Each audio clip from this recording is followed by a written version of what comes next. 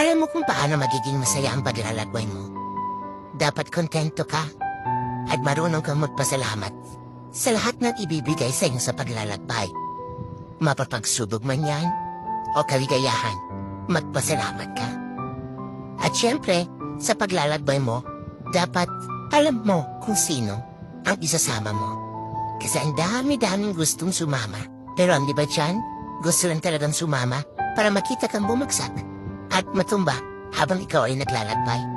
At pipilitin kang hihirain para hindi mo makuha ang gusto mo makamtas.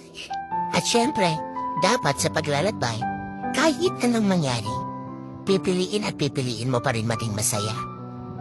Para at least, darating ang araw, nakamtan mo na ang gusto mo makamtan, naabot mo na ang pangarap mo.